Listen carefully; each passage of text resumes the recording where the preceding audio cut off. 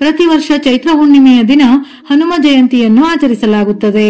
ಈ ವರ್ಷ ಏಪ್ರಿಲ್ 12 ಶನಿವಾರದಂದು ಹನುಮ ಜಯಂತಿಯ ಜೊತೆಗೆ ಚೈತ್ರ ಹುಣ್ಣಿಮೆಯು ಬಂದಿದೆ. ಪ್ರತಿ ಮಂಗಳವಾರ ಹಾಗೂ ಬಹಳಷ್ಟು ಕಡೆ ಶನಿವಾರ ಹನುಮನನ್ನು ಆರಾಧಿಸುತ್ತಾರೆ. ಹನುಮಂತ ಜನಿಸಿದ ದಿನವನ್ನೇ ಹನುಮ ಜಯಂತಿ ಎಂದು ಆಚರಿಸಲಾಗುತ್ತದೆ. ಪುರಾಣಗಳ ಪ್ರಕಾರ ಭಗವಾನ್ ಶಿವನ 11ನೇ ರುದ್ರ ರೂಪವೇ ಬಜರಂಗಬಲಿ. ಅಂಜನಿ ತಾಯಿಯ ಗರ್ಭದಿಂದ ಹುಟ್ಟಿದ್ದರಿಂದ ಆಂಜನೇಯ ಎಂದು ಕರೆಯುತ್ತಾರೆ. ಹಿಂದೂ ಧರ್ಮ ಗ್ರಂಥಗಳಲ್ಲಿ ಉಲ್ಲೇಖಿಸಲಾದ 7 ಚಿರಂಜೀವಿಗಳಲ್ಲಿ ಭಗವಾನ್ ಹನುಮಂತನು ಕೂಡ ಒಬ್ಬನು. ಕಲಿಯುಗದಲ್ಲಿ ಹನುಮಂತನು ಇನ್ನು ನಮ್ಮ ನಡುವೆ ಇದ್ದಾನೆ ಎನ್ನುವ ನಂಬಿಕೆ ಇದೆ. ಹನುಮಂತನ ಆರಾಧನೆಯನ್ನು ಮಾಡುವುದರಿಂದ ನಮ್ಮೆಲ್ಲಾ ತೊಂದರೆಗಳು ದೂರವಾಗುತ್ತವೆ. ಚೈತ್ರ ಹುಣ್ಣಿಮೆಯ ತಿಥಿ ಸಮಯ ಏಪ್ರಿಲ್ 12ರಂದು ಬೆಳಗಿನ ಜಾವ ಮುಂಜಾನೆ 3:21 ಪ್ರಾರಂಭವಾಗಿ ಏಪ್ರಿಲ್ 13ರಂದು ಬೆಳಿಗ್ಗೆ 5:51 ಕೊನೆಗೊಳ್ಳುತ್ತದೆ. ಈ ಬಾರಿಯ ಹನುಮ ಜಯಂತಿಯು ಅತ್ಯಂತ ವಿಶೇಷವಾಗಿದೆ. ಏಕೆಂದರೆ ಈ ಬಾರಿ ಶನಿವಾರದಂದೇ ಹನುಮ ಜಯಂತಿಯನ್ನು ಆಚರಿಸಲಾಗುವುದು. ಇದರ ಜೊತೆಯಲ್ಲಿ ಈ ವರ್ಷ ಮೀನ ರಾಶಿಯಲ್ಲಿ ಗ್ರಹಗಳ ಮಹಾ ಸಂಯೋಗ ನಡೆಯುತ್ತಿದ್ದು ಇದು ಪಂಚಗ್ರಹಿ ರಾಜಯೋಗವನ್ನು ಸೃಷ್ಟಿಸುತ್ತದೆ.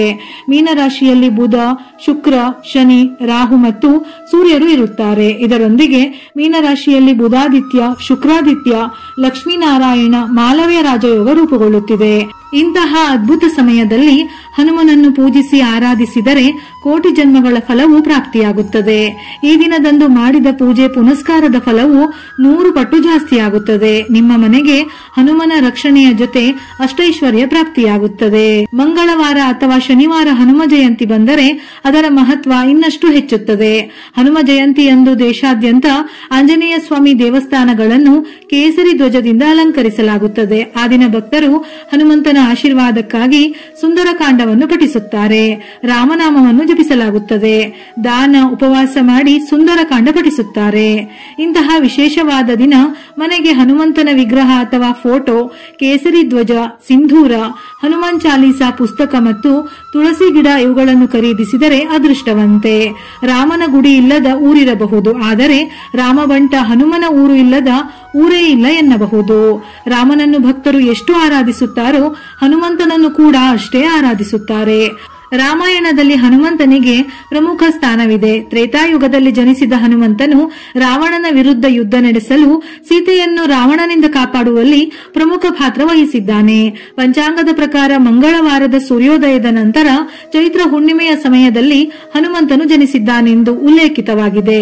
ಆಂಜನೇಯನು ಚಿತ್ರಾ ನಕ್ಷತ್ರ ಮೇಷ ಲಗ್ನದಲ್ಲಿ ಜನಿಸಿದ್ದಾನೆಂದು ಪುರಾಣ ಕಾವ್ಯಗಳಲ್ಲಿವೆ. ಎಲ್ಲರಿಗೂ ಕರ್ಮಫಲಗಳನ್ನು ನೀಡುವ ಶನಿಯು ಹನುಮಂತನಿಗೆ ಮಾತ್ರ ಯಾವುದೇ ತೊಂದರೆ ಮಾಡಲಿಲ್ಲ. ಆ ಕಾರಣದಿಂದಲೇ ಶನಿ ದೋಷ ಇರುವವರು ಹನುಮಂತನ ಆಶೀರ್ವಾದ ಪಡೆಯಲು ಹನುಮಾನ್ ಚಾಲಿಸವನ್ನು ಪಠಿಸುತ್ತಾರೆ. ಇದನ್ನು ಪಠಿಸುವುದರಿಂದ ಮನಸ್ಸಿನಲ್ಲಿರುವ ಎಲ್ಲಾ ಭಯಗಳು ದೂರವಾಗುತ್ತವೆ.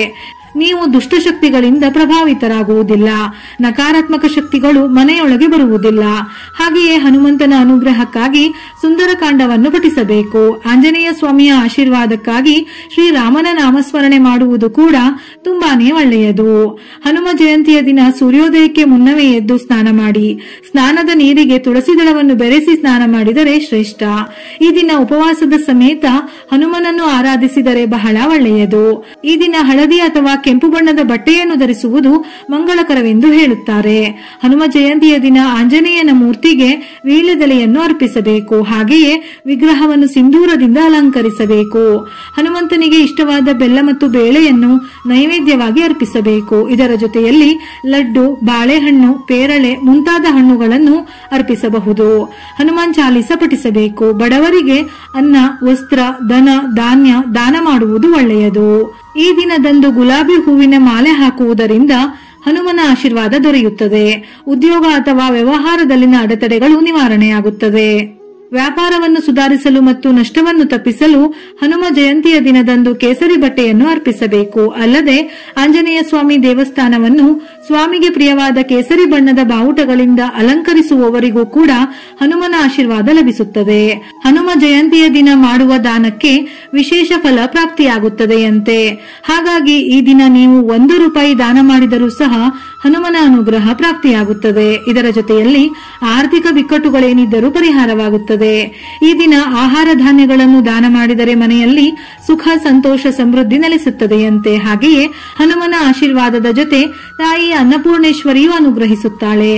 ಹಣಕಾಸಿನ ಸಮಸ್ಯೆಯಿಂದ ಹೊರಬರಲು ಸ್ವಸ್ತಿಕ್ ಚಿಹ್ನೆಯನ್ನು ಕಾಗದದ ಮೇಲೆ ಬರೆದು ಹನುಮಂತನ ಮುಂದಿಟ್ಟು ಪೂಜಿಸಬೇಕು. ನಂತರ ಆ ಕಾಗದವನ್ನು ಮನೆಯಲ್ಲಿ ಒಂದೆಡೆ ಸುರಕ್ಷಿತವಾಗಿಟ್ಟರೆ ಹನುಮನ ಆಶೀರ್ವಾದದಿಂದ ಸಮಸ್ಯೆ ದೂರವಾಗುತ್ತದೆ. ಜ್ಯೋತಿಷ್ಯ ಶಾಸ್ತ್ರದ ಪ್ರಕಾರ ಹನುಮ ಜಯಂತಿಯ ದಿನ ತುಪ್ಪದ ದೀಪವನ್ನು ಹಚ್ಚಬೇಕು. ಹೀಗೆ ಮಾಡುವುದರಿಂದ ಹನುಮಂತನ ವಿಶೇಷ ಕೃಪೆ ನಿಮ್ಮದಾಗುತ್ತದೆ. ಧಾರ್ಮಿಕ ನಂಬಿಕೆಯ ಪ್ರಕಾರ ಈ ದಿನದಂದು ಹನುಮಂತನ ವಿಗ್ರಹಕ್ಕೆ ಹಚ್ಚುವ ಸಿಂಧೂರವನ್ನು ನೀವು ಹಣೆಗೆ ಹಚ್ಚಬೇಕು. ಇದರಿಂದ ನಿಮ್ಮ ವ್ಯಾಪಾರ ಹೆಚ್ಚಾಗುತ್ತದೆ. ಈ ದಿನ ತಪ್ಪದೆ ಸುಂದರಕಾಂಡ, ರಾಮಾಯಣ, ರಾಮರಕ್ಷಾ ಸ್ತೋತ್ರ ಇತ್ಯಾದಿಗಳ ಪಠಣ ಮಾಡಬೇಕು. ಇಲ್ಲವಾದರೆ ಕೇಳಬೇಕು. ಇವುಗಳನ್ನು ಹನುಮ ಜಯಂತಿಯ ದಿನ ಓದುವುದರಿಂದ ನಮ್ಮಲ್ಲಿರುವ ಭಯ ಕಡಿಮೆಯಾಗಿ ಧೈರ್ಯ ಹೆಚ್ಚಾಗುತ್ತದೆ. ಇದರ ಜೊತೆಯಲ್ಲಿ ಹನುಮನ ಸಂಪೂರ್ಣ ಅನುಗ್ರಹ ಪ್ರಾಪ್ತಿಯಾಗುತ್ತದೆ. ಆಡಂಬರ ಇಲ್ಲವೆಂದರೂ ಭಕ್ತಿಯಿಂದ ನಿಮ್ಮ ಕೈಲಾದ ಮಟ್ಟಿಗೆ ಈ ದಿನ ಹನುಮನನ್ನು ಆರಾಧಿಸಿ. ಇದರಿಂದ ಮನೆಯಲ್ಲಿ ಯಾವುದೇ ತರದ ದುಷ್ಟಶಕ್ತಿಗಳು ಪ್ರವೇಶಿಸುವುದಿಲ್ಲ. ಇವುಗಳ ಜೊತೆಯಲ್ಲಿ ಮನೋಜವಂ ಮಾರುತ ತುಲ್ಯ ವೇಗಂ ಜಿತೇಂದ್ರಿಯಂ ಬುದ್ಧಿಮತಾಂ ವರಿಷ್ಠಂ ವಾತಾತ್ಮಜಂ ವಾನರಯೂಥ ಮುಖ್ಯಂ ಶ್ರೀರಾಮದೂತಂ ಶಿರಸಾ ನಮಾಮಿ. ಈ ಮಂತ್ರವನ್ನು ಸಾಧ್ಯವಾದಷ್ಟು ಬಾರಿ ಜಪಿಸಿ. ಇಲ್ಲವೆಂದರೆ ಶ್ರೀರಾಮ ಜಯ ರಾಮ ಜಯ ಜಯ ರಾಮ ಈ ಮಂತ್ರವನ್ನು ಜಪಿಸಿದರೂ ಒಳ್ಳೆಯ ಫಲ ಪ್ರಾಪ್ತಿಯಾಗುತ್ತದೆ. ವಿಡಿಯೋ ಇಷ್ಟ ಆಗಿದ್ದಲ್ಲಿ ಮರೆಯದೆ ಲೈಕ್ ಕೊಟ್ಟು ನಿಮ್ಮವರಿಗೆ ಶೇರ್ ಮಾಡಿ. ಉಪಯುಕ್ತ ಮಾಹಿತಿಯೊಂದಿಗೆ ಮತ್ತೆ ಭೇಟಿಯಾಗೋಣ.